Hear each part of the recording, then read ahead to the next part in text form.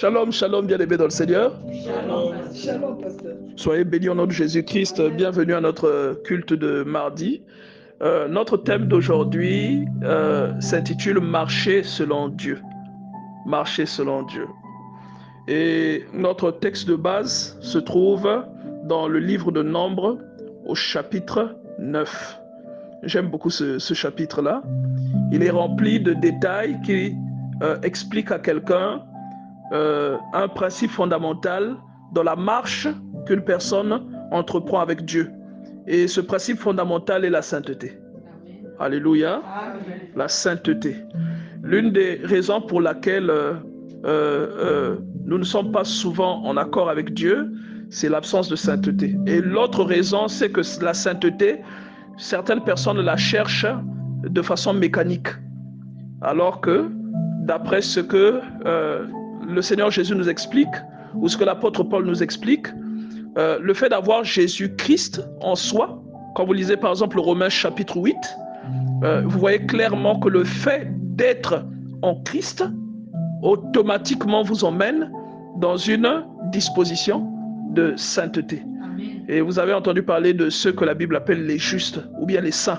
En fait, ce n'est pas que ces gens-là, j'ai l'habitude de le dire, font des efforts pour résister à des choses, mais c'est simplement parce que, Hébreux chapitre 11, ces gens-là vivent selon la foi, ils vivent par la foi.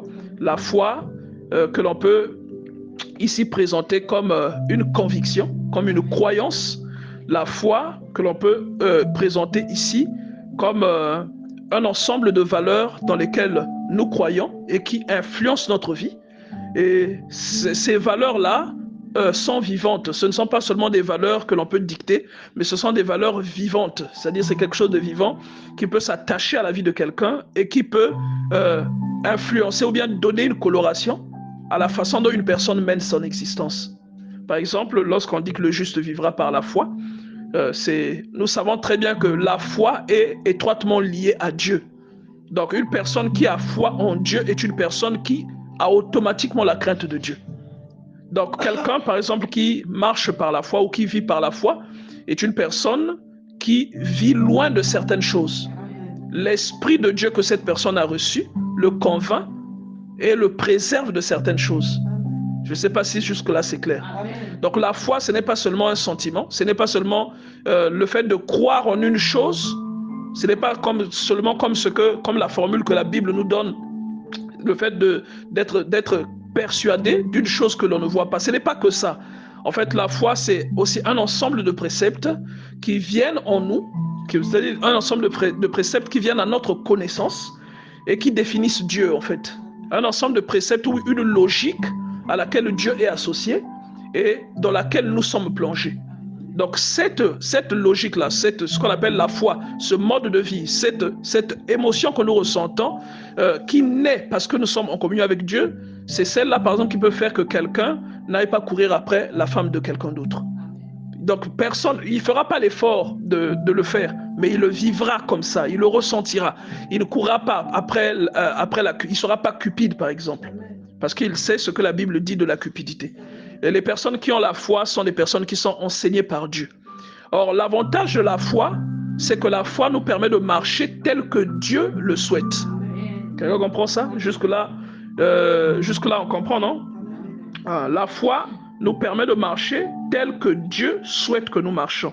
C'est très important. Si tu peux noter ça, tu peux le noter. Donc la foi, ce n'est pas seulement ce sentiment ou encore cette croyance que nous avons à l'égard de Dieu. Pour preuve, quand vous lisez 1 Corinthiens chapitre 12, vous voyez également un autre type de foi qui est mentionné. C'est toujours la foi, mais à ce moment-là, c'est un don spirituel.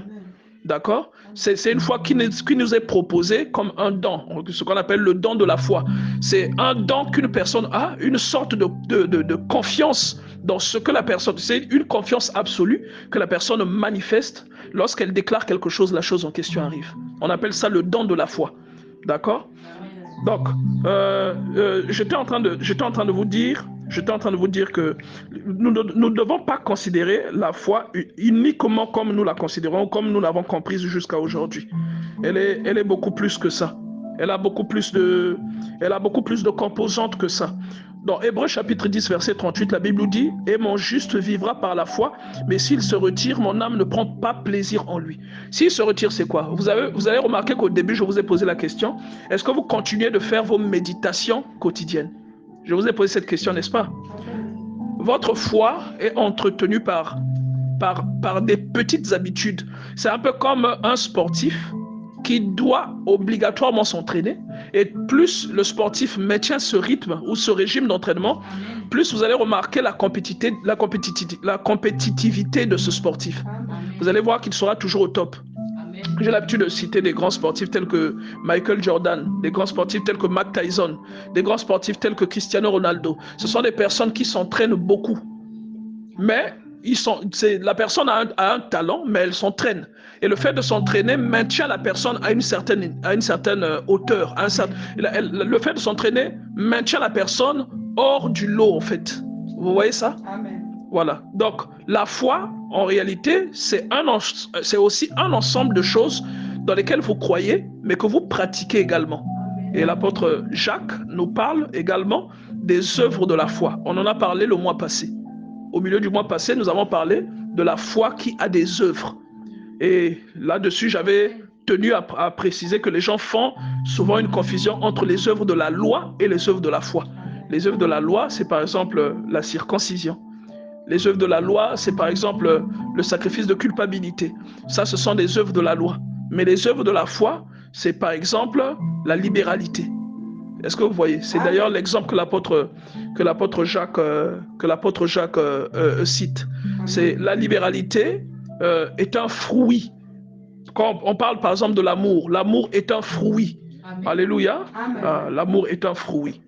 Et donc il y a des fruits comme ça qui naissent dans le cœur d'une personne qui a rencontré Dieu, et le choc ou encore l'impact que la personne ressent est tellement puissant que vous allez voir que cela va influencer le caractère de la personne. Cela va influencer le comportement de la personne. Vous voyez ça? Et donc, j'aimerais vous faire remarquer une chose, bien-aimés dans le Seigneur. Vous allez remarquer que quand vous lisez le livre de Nombres, chapitre 9, au verset 15, la Bible dit « Le jour où le tabernacle fut dressé, la nuée couvrit le tabernacle. » Je répète, le jour où le tabernacle fut dressé, la nuée couvrit le tabernacle. Virgule, la tente d'assignation, c'est la même chose, depuis le soir jusqu'au matin. Il y eut sur le tabernacle l'apparence d'un feu. Et j'aimerais te dire que même toi, en tant que chrétien, si tu ne le sais pas, le sorcier de ton quartier, c'est comme ça qu'il te voit. Amen. Lorsqu'il te regarde, il ne voit pas seulement ce que tes yeux voient, mais il voit ce qui est une réalité spirituelle qui échappe à même beaucoup de chrétiens ne sont pas conscients de ça. La grâce que les enfants d'Israël ont eue à cette époque-là, c'est que Dieu prenne le temps de manifester le spirituel que l'être humain vit. Dieu le leur enseignait en prenant des exemples sur ce qu'il leur faisait faire. Il leur a enseigné des principes en leur faisant faire la circoncision. Il leur a enseigné des principes en leur faisant faire les expiations. Il leur a enseigné des principes en leur faisant construire le tabernacle. En l'occurrence, pour le tabernacle, le temple, c'est le principe de l'être humain qui devient en fait un tabernacle ambulant. Vous comprenez? Voilà pourquoi chaque fois que je vois quelqu'un qui tombe entre les griffes du diable, c'est-à-dire ou quelqu'un qui est dans un combat dont il ne sort pas, ça me révolte un peu. Parce que je me dis que un tabernacle tel que vous le voyez là, tel qu'il est décrit dans la Bible, c'est le symbole de l'être humain. Vous le savez tous, je cite souvent ce verset en Corinthiens 3,16. C'est le symbole de l'être humain parce que la Bible dit que Dieu était dedans. Et aujourd'hui, Dieu est à l'intérieur de chacun d'entre nous. Maintenant, pourquoi je vous cite ce passage de Nombres chapitre 9? Je vous le cite pour que vous voyez que le jour où le tabernacle a été dressé, la nuée est venue dessus. Quand vous lisez le récit de comment le tabernacle a été dressé, vous voyez que le tabernacle avait été oint. On avait versé de l'huile dessus. Donc il y a une consécration. Et le jour où quelqu'un rencontre le Seigneur, le jour où par exemple vous avez cru en Dieu, il y a une consécration il y a une consécration que vous avez vécue. Même, en fait, il y a des personnes qui peuvent percevoir ça dans un sens, mais il y a des personnes chez qui ça se passe normalement, comme si rien ne s'était passé. Mais vous n'êtes plus pareil le jour où vous commencez à marcher avec Dieu, comparé à lorsque vous étiez encore tout seul, en fait, à lorsque vous marchez encore par vos propres moyens. Vous n'êtes plus pareil. Donc, le tabernacle ayant été consacrés, la Bible dit ici dans le livre de Nombre, ayant reçu une portion d'huile, la Bible dit ici dans le livre de Nombre, au chapitre 9, verset 15, le jour où le tabernacle fut dressé, la nuée couvrit le tabernacle, la tente d'assignation, depuis le soir jusqu'au matin. J'aimerais aussi attirer une attention en disant que le tabernacle là, c'est vous. Quelqu'un comprend ça? Amen. Le tabernacle là, c'est vous. Pourquoi je le dis? Parce que le temple de Dieu, c'est vous. Amen. Et le temple de Dieu, à l'époque, c'est le tabernacle. Le temple de Dieu, c'est vous. Donc la manifestation que vous voyez sur le tabernacle, c'est la manifestation qu'il y a sur votre vie. Amen. Quelqu'un comprend ça? C'est la même chose qu'il y a sur votre vie. Et ça aide d'être conscient de ça. Et maintenant, regardez un verset plus tôt, la restriction que Dieu impose. Il dit ceci: si un étranger en séjour chez toi célèbre la Pâque de l'Éternel, il se conformera aux lois et aux ordonnances de la Pâque. Nous savons tous que la Pâque, c'est le Seigneur Jésus-Christ. En fait, la Pâque est le symbole de ce qui s'est passé à la croix, n'est-ce pas? Donne-lui ça. La Pâque est le symbole de ce qui s'est passé à la croix. Donc, c'est comme si on parlait de quelqu'un qui reçoit Jésus-Christ. Vraiment, mon souci, c'est que vous comprenez ce que je dis. Quelqu'un qui reçoit Jésus-Christ, qu'est-ce qu'on dit? Il doit se conformer aux lois et aux ordonnances de la Pâque. C'est-à-dire qu'il doit se disposer, puisque la Pâque, il y avait une façon de la manger. On ne la mangeait pas n'importe quand, et même quand on la mangeait, il y avait une manière de la préparer, et on la mangeait debout. Vous voyez ça? Bon, tout ça, en fait, moi, c'était des cérémonies pour nous donner l'image de tout ce qui se passe dans l'esprit de la personne qui reçoit Dieu. On dit que quand on mangeait la Pâque, il fallait avoir sa ceinture attachée, il fallait avoir son bâton comme si on était prêt à partir. On la mangeait avec des herbes amères. Donc, il y a toute une liste de choses qu'il fallait observer, et surtout l'étranger devait se purifier. Donc, on dit qu'il doit se conformer aux ordonnances de la Pâque. Il y aura une loi parmi vous pour l'étranger comme pour l'indigène. D'accord? On dit que quand nous venons au verset, comment vous appelez ça? Voilà. Quand nous venons au verset 17, par exemple.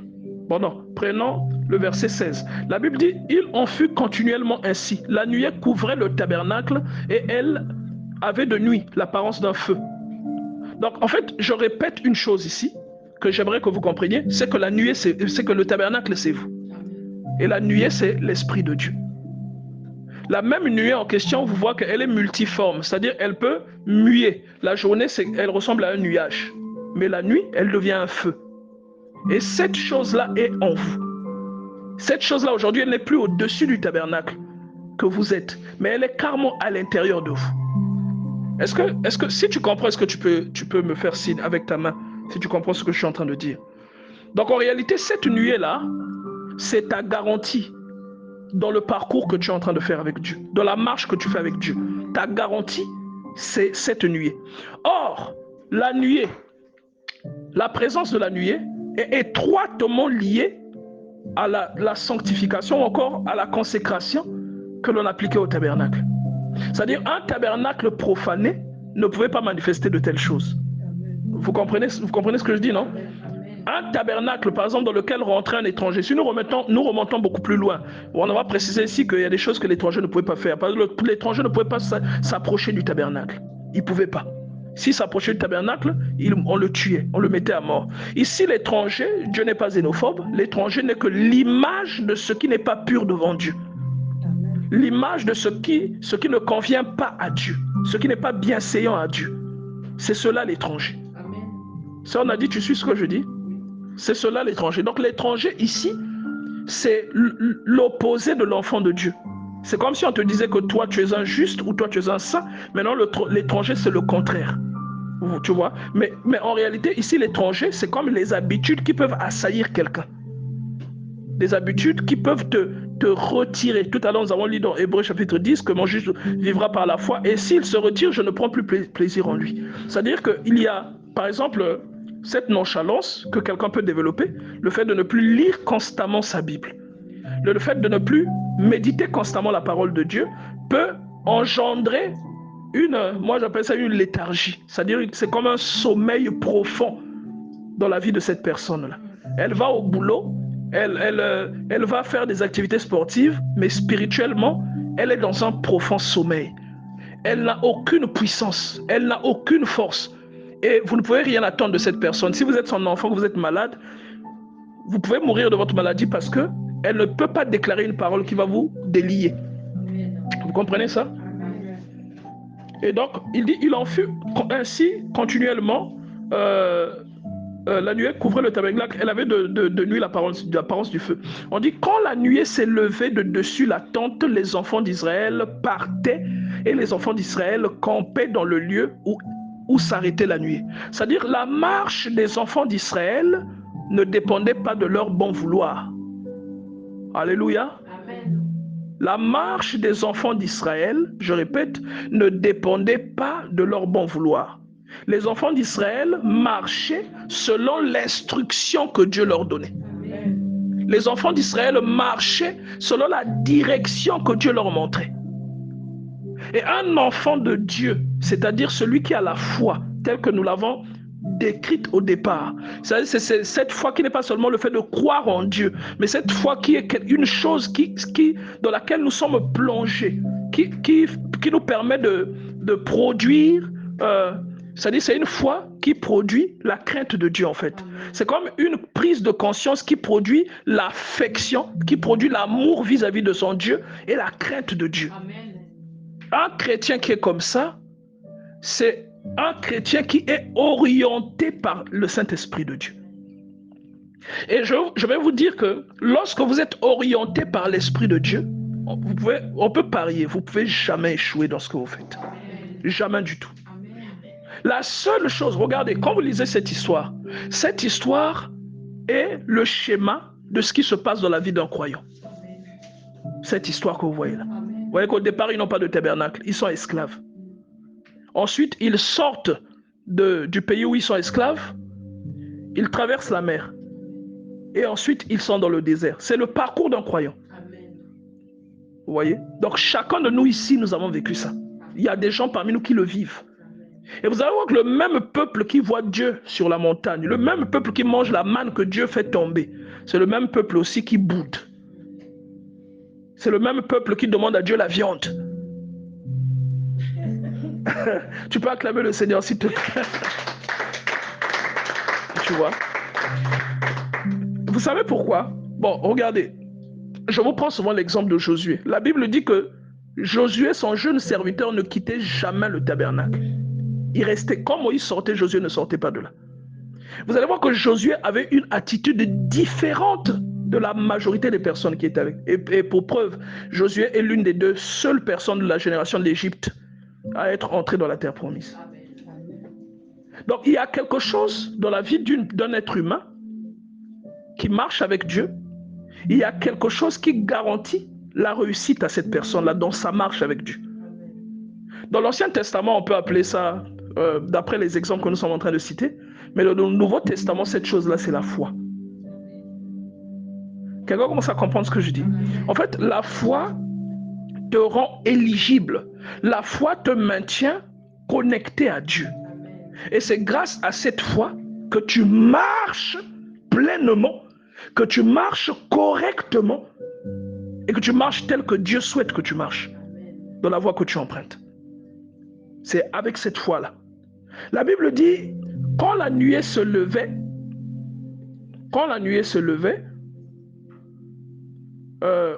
au-dessus de la tente, les enfants d'Israël partaient. Et les enfants d'Israël campaient là où la nuée s'arrêtait. Au verset 18, on dit, les enfants d'Israël partaient sur l'ordre de l'Éternel et ils campaient sur l'ordre de l'Éternel. Et ça me fait penser à 1 Roi chapitre 17, que la sœur Priscilla nous a évoqué le samedi passé. 1 Roi chapitre 17, où Dieu dit clairement à Élie, il lui donne une direction. Il lui demande d'aller au torrent de Kérit, en face du Jourdain. Et le même Dieu lui donne une autre instruction quand le torrent sèche, il lui dit maintenant d'aller à Sarepta. C'est-à-dire, même quand il y a la famine sur la terre, l'instruction de Dieu n'envoie jamais Élie là où il va mourir de faim. Non, quelqu'un n'a pas suivi ce que j'ai dit. Même lorsqu'il y avait la sécheresse sur la terre, l'instruction de Dieu n'emmenait jamais Élie là où il pouvait mourir de faim ou de soif. C'est-à-dire, là où Dieu lui demandait de partir, il trouvait toujours des ressources pour que Dieu soit glorifié. Et une personne qui a la foi en Dieu marche avec Dieu. Une personne qui a la foi en Dieu plaît à Dieu. Et le fait de plaire à Dieu garantit le succès, garantit... Je ne sais pas comment vous expliquer ça. Je vous assure, deux fois, on se plaint pour rien. Il y a des principes clairs, précis. Ces principes-là sont fondamentaux à toute personne qui est convertie. Toute personne qui croit en Dieu devrait connaître ces choses-là. Ce n'est pas normal que nous fassions des années, que nous sommes là en tant que chrétiens dans l'église pendant des années, mais nous ne connaissons pas ces principes-là. Ce n'est pas normal. Et beaucoup de chrétiens tâtonnent comme des aveugles dans la nuit. Ça dit tu es aveugle, mais tu es aussi dans la nuit et tu as aussi des lunettes noires. Tu as des lunettes de soleil. Tu vois, comme Stevie Wonder, mais on te met encore dans la nuit, on t'attache encore un bandana sur les yeux. Il y a beaucoup de chrétiens qui sont comme ça. Je vous dis la vérité. Simplement parce que, regarde, la Bible dit le juste vivra par la foi. Le juste vivra par la foi. C'est-à-dire, on n'a pas dit que tu vivras par l'improvisation ou par, je ne sais pas quel exemple prendre ici. On dit que tu vivras par la foi. Donc, en fait, la foi devient quoi? La foi devient ton mode de vie. La foi devient ta façon de marcher. Vivre par la foi, c'est marcher avec Dieu. C'est pas là, non, la foi est une ferme assurance ou une démonstration des choses. Non, c'est pas ça. Ça, c'est ça aussi. Mais ce n'est pas ça. Amen. Tu vois? Ce n'est pas ça. Parce que si je vous dis, par exemple, la foi est une ferme assurance, et je vous parle du don de la foi, d'accord? Vous voyez qu'il y a quand même une petite nuance, parce que le don de la foi est un don. Quand vous déclarez quelque chose, la chose arrive. Et ce n'est pas toute personne qui a la foi qui a ce don. Vous pouvez avoir la foi, celle qui consiste de croire en Dieu, Amen. Mais vous n'avez pas le don de la foi qui consiste à amener les choses à l'existence lorsque vous les déclarez. C'est différent.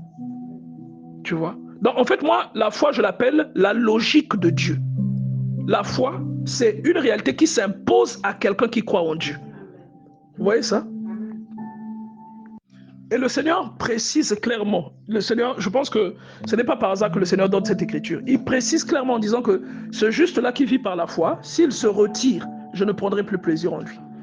C'est-à-dire, si tu sors de ce mode de vie, de cette façon de marcher, en réalité, c'est comme si tu marchais seul. Tu ne marches plus avec Dieu. Maintenant, la foi là, comment tu fais pour la maintenir? Tu dois l'entretenir. Et je vais vous faire un parallèle. Quand vous allez dans l'Ancien Testament, vous voyez qu'il y a tout un cérémonial qui est fait dans le tabernacle. Tous les jours. Amen. Tous les jours, Amen. Quelque chose devait se faire dans le tabernacle. Est-ce que vous savez que le pain de proposition qu'on mettait dans le tabernacle, on le remplaçait tous les jours? Amen. Le pain que l'on prend, qu'on met dans le tabernacle, personne ne le mange, mais on le remplace tous les jours. Amen. Le pain représente quoi? La parole de Dieu, n'est-ce pas? Tous les jours. Maintenant, si le tabernacle est un être humain et que le pain devait être remplacé tous les jours, ça veut dire quoi? C'est comme si on prenait la parole que tu as consommée et tous les jours on t'apportait une nouvelle révélation d'une nouvelle parole. C'est ce que ça signifie en fait. Est-ce que vous savez que le chandelier qu'il y avait dans le tabernacle devait rester allumé tous les jours? Il ne s'éteignait pas. Le chandelier représente quoi? Le Saint-Esprit. Donc le Saint-Esprit, regarde, le chandelier ne restait pas allumé par lui-même. Hein. C'était les Lévites qui veillaient à ce que le chandelier soit allumé. Tu vois? Donc le Saint-Esprit qui est en toi, en réalité, tu dois l'entretenir. En réalité, c'est le Saint-Esprit qui t'entretient, mais quand je dis tu dois l'entretenir, qu'est-ce que j'entends par là? Tu dois vivre de manière à ne pas l'attrister. Si tu ne l'attristes pas et que tu lui donnes les choses qui favorisent la croissance de ce dernier en toi, en réalité, tu marches selon la foi. Jamais tu ne te perdras dans le désert. Jamais tu ne seras confondu. Tu vois? C'est cela. Et c'est là que beaucoup parmi nous trompons, nous pleurons parce que, voilà, on a l'impression que Dieu nous a abandonnés. Non, Dieu écoute un tel, moi, il ne m'écoute pas. Ce sont des petites choses comme ça que certains observent et que d'autres n'observent pas. Et même quand je parle d'observer, ce n'est pas une chose que toi tu décides d'observer en disant non, moi je vais observer cette chose. Non, ce n'est pas ça. Mais c'est c'est-à-dire ce que tu vis avec Dieu, la communion. Regarde, ta communion avec Dieu, c'est comme quand tu es en couple avec ton mari dans la maison. C'est cela. Tu sais que même si au début, il était amoureux de toi, mais plus vous habitez ensemble, que là maintenant, quand tu sors, tu vas au Moziki, tu reviens, il fait déjà nuit. Je vous dis la vérité, hein. Tu es là avec ton mari dans la maison, tu sors, tu vas dans le mosiki, tu reviens, il fait nuit, tu n'as pas préparé. Et lui, il va au travail, il revient, le lit n'est pas fait. L'amour là, qu'est-ce qui va se passer entre toi et lui? Ça va diminuer. Par principe, il peut rester avec toi, mais l'affection va regresser. Il y a des choses qui s'entretiennent. Et parce que vous êtes dans la maison, ton mari et toi, mais en réalité, c'est une marche que vous faites ensemble. Parfois, vous dites, ah non, toi et moi, depuis qu'on est ensemble, on a vécu ensemble pendant tant d'années. C'est une marche que vous faites ensemble. Mais cette marche-là doit s'entretenir par le dialogue. Vous voyez ça? Par certains partages, par la prière, par la sexualité épanouie. C'est-à-dire qu'il y a des choses que vous devez faire qui entretiennent et qui donnent de la vie à votre couple. Avec Dieu, c'est pareil. Voilà pourquoi, quelquefois, vous pouvez être là, tu es là, ton mari est là-bas, même parfois il y a des gens, ils commencent à te faire des signes des yeux. Mais les signes là, il n'y a que toi qui connais ça. Est-ce que tu vois? Oh, il gratte l'oreille, mais il n'y a que toi qui connais, toi tu as déjà compris. Avec Dieu, c'est pareil. Tu peux être là, tu ressens l'envie d'adorer Dieu. Tu ne sais pas pourquoi, mais tu as tellement envie que tu commences à larmoyer. C'est la même chose qui se passe entre Dieu et le croyant. La même chose. Et une personne qui ne marche pas avec Dieu en étant dans cette configuration est une personne, moi je l'appelle un figurant. C'est-à-dire la personne va à l'église, la personne prie beaucoup, parle même en langue, mais il n'y a aucune communion entre Dieu et lui. C'est comme quelqu'un qui a le statut de femme mariée, mais dans la maison, il ne se passe jamais rien. Vous comprenez ça? Dans la maison, il ne se passe jamais rien. C'est cela. Et avec Dieu, moi j'ai l'habitude de dire que la nature nous enseigne beaucoup de choses. Il y a beaucoup de choses que vous observez dans la nature, que vous observez chez les êtres humains. C'est des choses qui sont là pour nous enseigner comment Dieu se comporte ou comment nous devons nous comporter vis-à-vis de Dieu. Alléluia. Amen. On va repartir dans le livre des Nombres. On était dans le livre de Hébreux. Et j'aime aussi, en dehors des exemples que le livre des Hébreux cite, il donne la définition de la foi au verset 1 du chapitre 11, en disant « La foi est une ferme assurance des choses qu'on espère et une démonstration de celles qu'on ne voit pas. » Et il prend le soin de donner des précisions de tout ce que les gens qui ont marché avec Dieu ont accompli par la foi. C'est-à-dire la base là. Donc c'est une ferme assurance, d'accord? Une ferme assurance des choses que l'on espère et une démonstration de celles que l'on ne voit pas. C'est-à-dire c'est une chose qui n'est pas visible, mais que vous pouvez démontrer. Mais en fait, moi je pense que cette définition n'est pas exhaustive. C'est-à-dire cette définition ne devrait pas être la seule définition. Parce qu'une personne qui vit ces choses peut trouver avec ses mots. Je ne dis pas que c'est les mots-là que vous devez adopter. Je suis en train de dire que parfois, pour mieux comprendre, il faut que quelqu'un vous explique que la foi, c'est comme quand vous êtes amoureux. Quelqu'un aurait pu dire ça. La foi, c'est comme quand vous êtes amoureux. Parce que quand vous êtes amoureux, il y a des choses que vous ne faites plus. Amen. Pour respecter Papou. Amen. Vrai ou faux? Pour respecter Papou.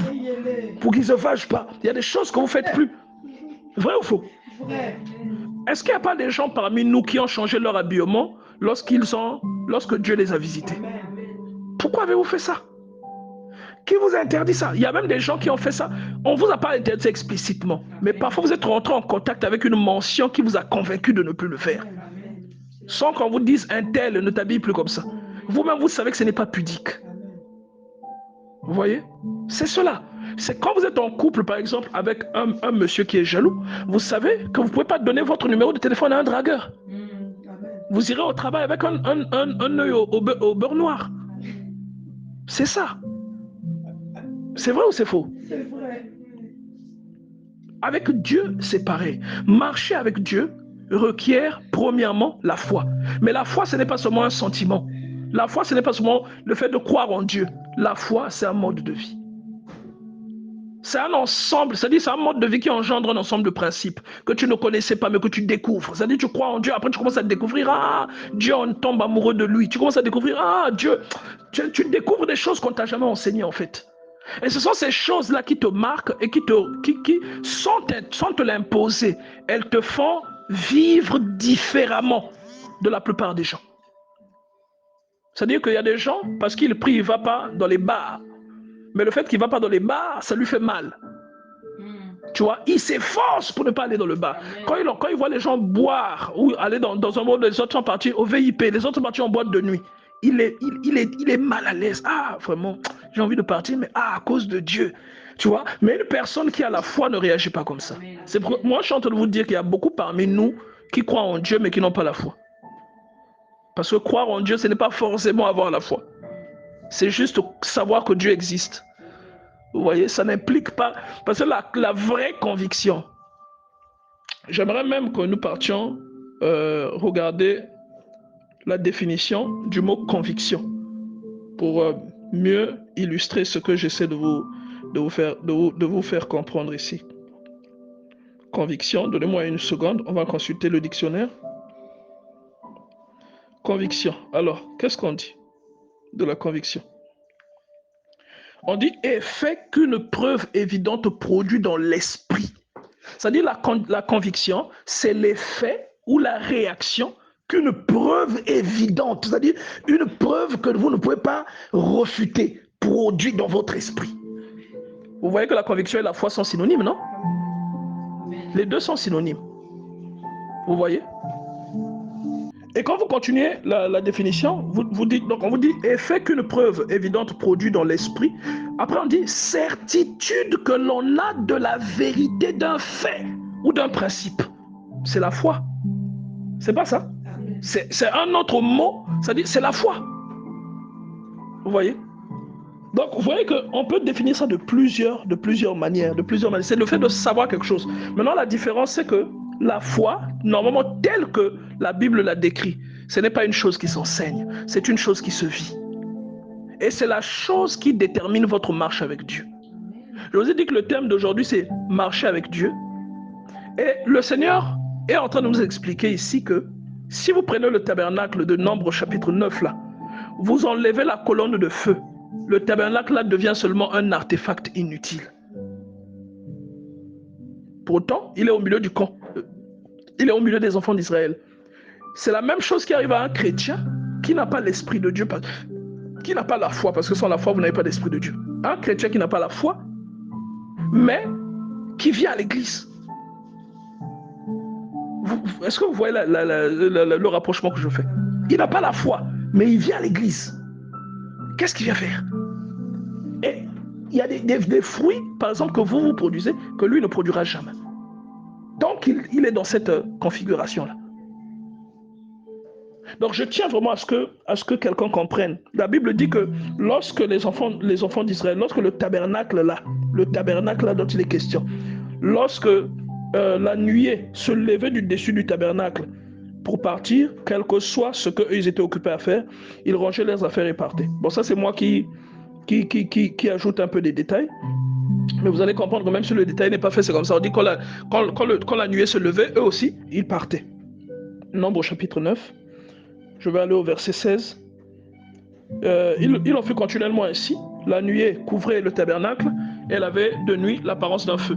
On ajoute, quand la nuée se levait du dessus de la tente, les enfants d'Israël partaient. Et les enfants d'Israël campaient là où la nuée s'arrêtait.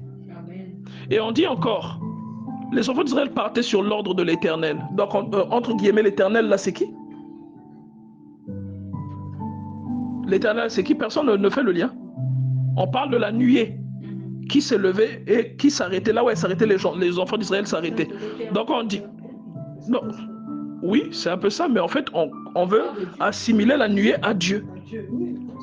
On veut assimiler la nuée, donc on assimile la nuée à Dieu. On dit, quand la nuée restait longtemps sur le tabernacle, les enfants d'Israël obéissaient au commandement de l'Éternel et ne partaient point.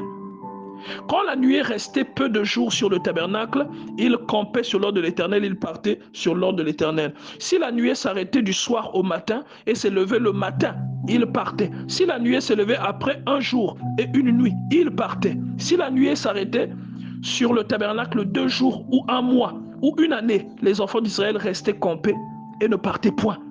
Et quand elle s'est levée, ils partaient. Et le dernier verset, le verset 23 dit, ils campaient sur l'ordre de l'Éternel et ils partaient sur l'ordre de l'Éternel. Ils obéissaient au commandement de l'Éternel sur l'ordre de l'Éternel par Moïse. Vous comprenez? Bon, moi, je ne sais pas. Aujourd'hui, il y a des échecs. Par exemple, si tu regardes bien, tu comprendras que c'est parce que tu n'obéis pas à Dieu. Amen. Toi, tu vas te dire, mais moi, j'obéis. Mais lui va te dire, tu n'obéis pas. Et il va te le démontrer. Parce qu'il va te dire, la première condition pour que quelqu'un obéisse à Dieu, c'est qu'il ait la foi. Et après, il va te disséquer. Il va te dire qu'avoir la foi, ce n'est pas savoir que Dieu existe. Amen. Ça, même les démons le savent. Tu vois? Mais avoir la foi a des conséquences sur la personne qui a cette foi-là. C'est-à-dire, quand vous avez la foi, il y a des conséquences dans votre vie. La foi a des conséquences positives dans votre vie. La foi se ressent lorsque vous l'avez. La foi met automatiquement quelqu'un en file indienne derrière Dieu. Une personne qui a la foi ne marche pas seule. Une personne qui a la foi ne meurt pas de soif. Vous comprenez ça? Et je vous ai pris l'exemple de 1 roi 17. J'aimerais aussi vous prendre l'exemple du peuple d'Israël, lui-même seulement le peuple, qui a été conduit pendant 40 ans. Dans Deutéronome chapitre 8, Moïse explique que, quand vous lisez à partir du 2e verset, Moïse explique que malgré ces 40 années, ton pied ne s'est point. Hein? Ton pied ne s'est point? Enflé.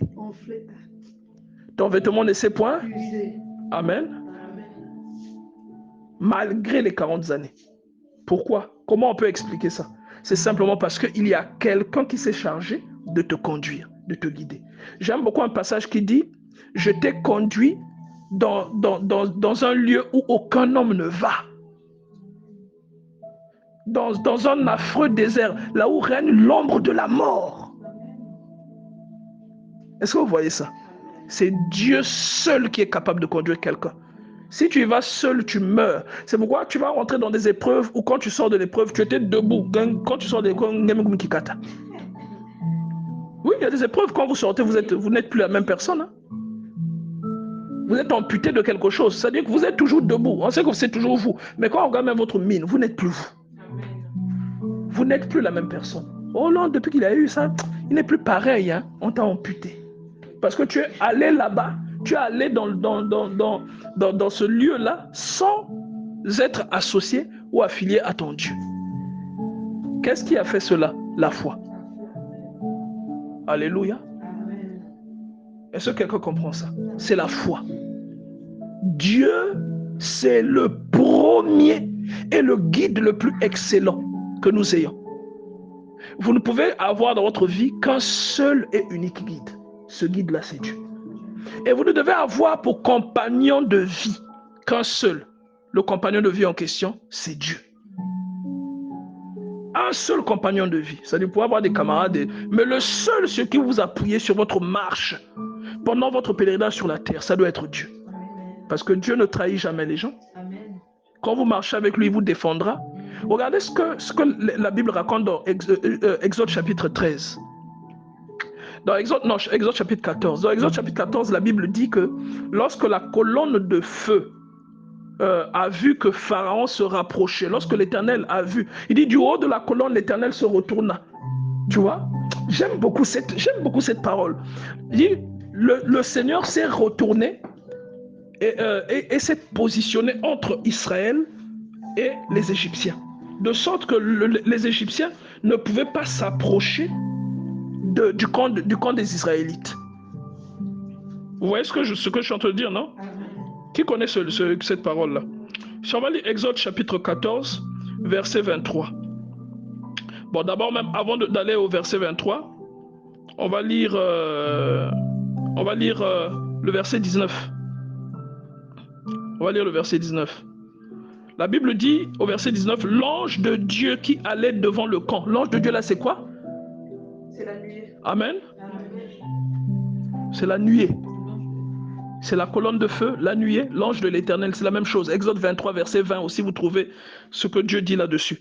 Alors, l'ange de Dieu qui allait devant le camp d'Israël partit et alla derrière eux. Parce que les Égyptiens étaient pratiquement arrivés, ils avaient atteint les enfants d'Israël. Ils partent, donc l'ange de Dieu partit et alla derrière eux. Et la colonne de nuée qui les précédait partit et se tint derrière eux. En fait, on parle de la même personne. Elle se plaça entre le camp des Égyptiens et le camp d'Israël. Cette nuée était ténébreuse d'un côté. Suivez bien. Et de l'autre, elle éclairait la nuit. Parce qu'ils ont traversé pendant la nuit. Donc d'un côté, elle était ténébreuse, mais de l'autre côté, elle éclairait. Donc en fait, Dieu s'adapte par rapport à tes besoins. Il s'adapte par rapport à tes combats. Il savait qu'ils avaient besoin de lumière pour traverser la mer. Donc il dit, elle était ténébreuse et de l'autre côté, elle éclairait la nuit. Et les deux camps n'approchèrent point l'un de l'autre pendant toute la nuit. Moïse étendit sa main sur la mer et l'Éternel refoula la mer par un vent d'Orient qui souffla avec impétuosité toute la nuit et mit la mer à sec et les eaux se fendirent. Les enfants d'Israël entrèrent au milieu de la mer à sec et les eaux formaient comme une muraille à leur droite et à leur gauche. Regardez, les Égyptiens les poursuivirent et regarde, à la veille du matin, verset 4, l'Éternel de la colonne de feu et de nuée regarda le camp des Égyptiens et mit en désordre le camp des Égyptiens. Ça, c'est des choses qui arrivent à quelqu'un qui marche avec Dieu. Quelqu'un a déjà lu l'histoire d'Akan dans le livre de Josué. Akan, il avait pris des objets qui étaient dévoués par interdit. Et Dieu va le reprocher à Josué parce qu'ils vont aller se faire battre. Josué va demander à Dieu pourquoi est-ce que tu as fait ça.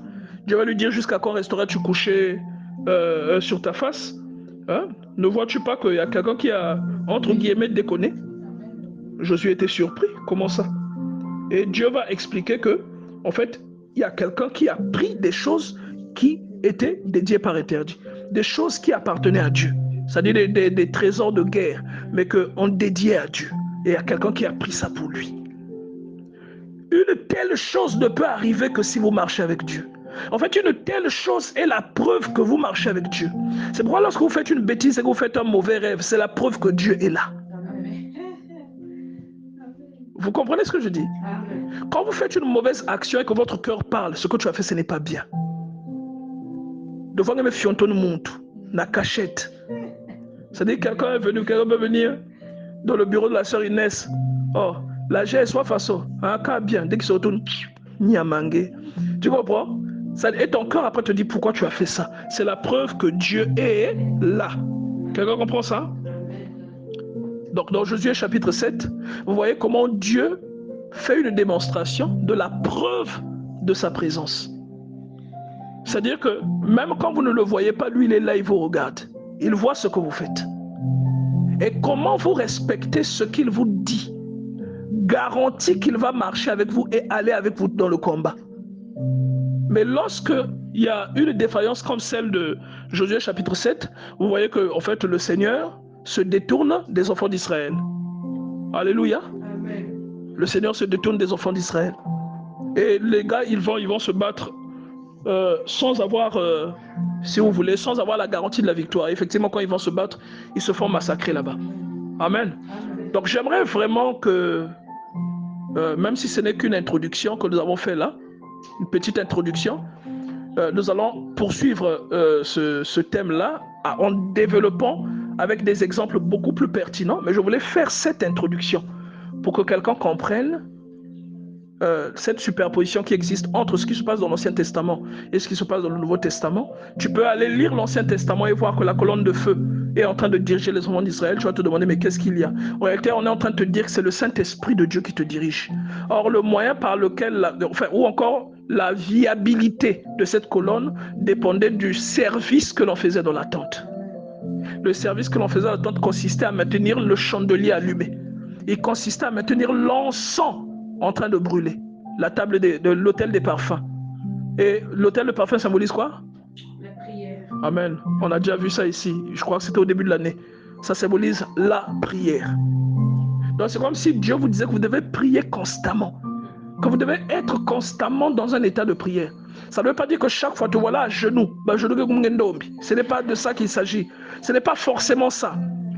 Un état de prière est un état de conscience volontaire qui vous maintient en contact avec Dieu.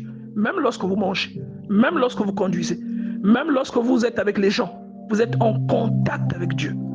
Et je dis souvent que lorsque j'étais petit et que papa m'emmenait au stade, j'avais souvent honte parce qu'il priait pendant qu'on était pendant le trajet. Donc, il priait pendant le trajet. On peut être assis dehors, il prie. Non, on peut être en train de faire le trajet, il prie. Il priait tout le temps. Bon, le gars, il va pas avoir payé seulement du pain, il prie. Tu vois, donc lui, il était dans cet état d'esprit, sauf qu'au lieu de faire ça silencieusement, lui, il sortait, et les gens avaient l'impression qu'il parlait seul. Alors qu'il parlait pas seul, hein, il marmonnait. En fait, c'était des prières qu'il aimait prier. Est-ce que vous voyez ça? Donc, c'est un état volontaire où vous êtes conscient que Dieu est avec vous et que vous faites tout de manière à l'honorer.